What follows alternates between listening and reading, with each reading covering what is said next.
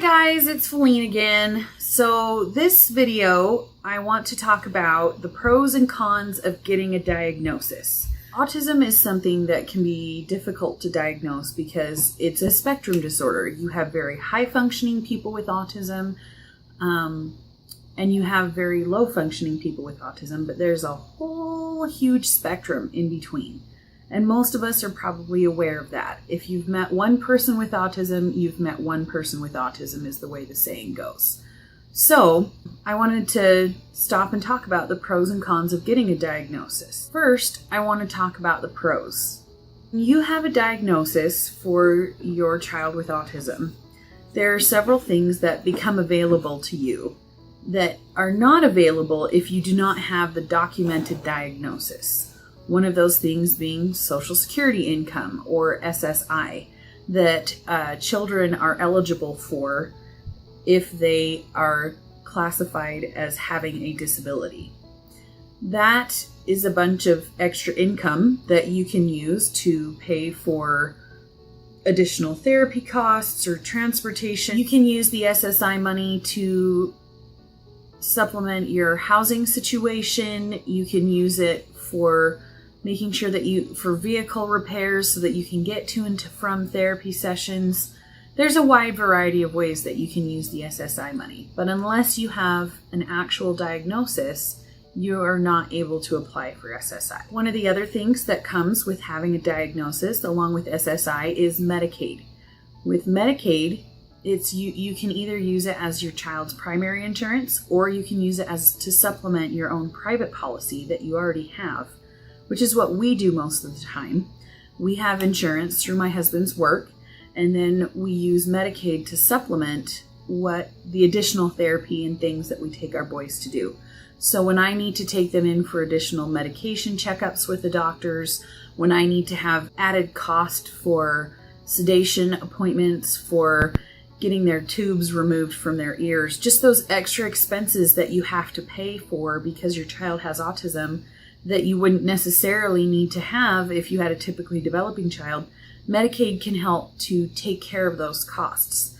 Again, not something that you have access to unless you have a documented diagnosis. Another thing is that when you are in school, when your kids hit school age, having a documented diagnosis helps make things much easier to qualify for an individualized education plan, or IEP, through the school. It allows you to make sure that your child is getting things modified in the school so that they can be successful just like any other student. You can have an IEP without a diagnosis, but if you have the diagnosis, it makes it much easier to keep the IEP regardless, and it makes the school's job a lot easier if you have the diagnosis for the IEP. One of the other pros that I consider in having a diagnosis is that you're no longer wondering, do they have autism? Do they not have autism? We know that we're dealing with a lot of behaviors and issues, but is this just normal kid stuff? You know, there's so much doubt that goes along with it, especially since it's a spectrum disorder. It's different for every child. When you have the diagnosis, you now know what it is. You're not sitting here wondering anymore. So that's something that I can consider a pro in having a diagnosis. Also, when you have a diagnosis, it gives you a clear direction to head when you're looking for support for your family and yourself, for example, support groups. And it also gives you a clear direction when you're looking for help for your child, for different kinds of therapy, speech therapy, ABA therapy, occupational therapy. Do you do the RDI therapy? You know, there's all different kinds of things that are available, but it's usually limited strictly to autism. So if you have a diagnosis and you know that that's the direction that you need to be heading, it makes it much easier for you to be able to search for resources for your family throughout your journey. Also, when you have a diagnosis, it makes it earlier for you to get involved in early intervention. If you're dealing with a child who has autism anywhere on the spectrum, the earlier you can get a diagnosis and get intervention for the child, whether it's through the Up to 3 program for children that are younger than 3, whether it's through preschool programs through the school district or ABA therapy, whatever it is that you do at home or in a clinic. If you have the diagnosis, then it lets you know what's going on so that you can then search for assistance and help for your child easier. Let's talk about some of the cons of having a diagnosis. I have met people who have had, on both sides, I've met people who've gotten a diagnosis for their child, and I've met people who haven't felt the need for a diagnosis for their child. So I'm talking from both sides here. I just want to give you the information that I have found from circulating and also from our own personal experience. But one of the cons that can come from having a diagnosis, people are worried about their child being labeled. It's something that can follow them for years around, or that people might use to make fun of their children. This is a real emotional concern because you already have to deal with so much with your child having these difficulties in the first place. So then to stack something else on top of it that may or may not give other people another opportunity to make fun of your child can just seem emotionally devastating.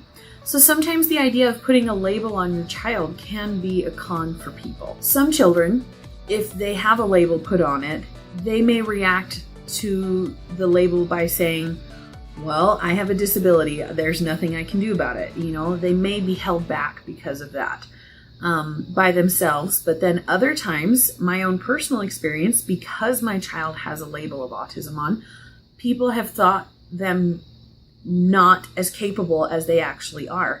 They say, oh, he probably can't figure this out, like this and that. They constantly underestimate them. And I have to go in and show people over and over and over again how capable and intelligent my children are, that just because they have autism doesn't mean that they can't accomplish everything that everyone else can. They just have to learn a different way. If they didn't have that label of autism on there, a lot of times I wonder if they might be treated differently by peers, by family members, by the school district. It's something that I wonder about, by them having that label, if it ends up holding them back because of what other people think. And my children are still young. My oldest is 8, and he's one. So my 8-year-old has autism and my 7-year-old has autism. Then we have a 5-year-old who's typically developing, and we have a 1-year-old who's typically developing. So since my children are still young, I don't know what's going to happen when they get to be teenagers, if they're going to use their diagnosis of autism as an excuse to get them out of being accountable for different things. So that is something that I could look at as a con as well. Sometimes having the label or the actual diagnosis helps get doors opened within the school, but it also can create further problems with schools. For example, my oldest son is more severe on the autism spectrum. And because he has that label of autism, people are more concerned with taking him in schools. We've changed schools in the last few years for one reason or another. And the new school that we went into was very nervous about taking him because he started out nonverbal, and he's 8 now, and he's been speaking since he was about 5. And his speech has improved leaps and bounds. But at the time when he was 6 and we were moving him to this new charter school, they were very nervous about taking him because they weren't sure if they would have the capabilities to be able to give him the education that he deserved.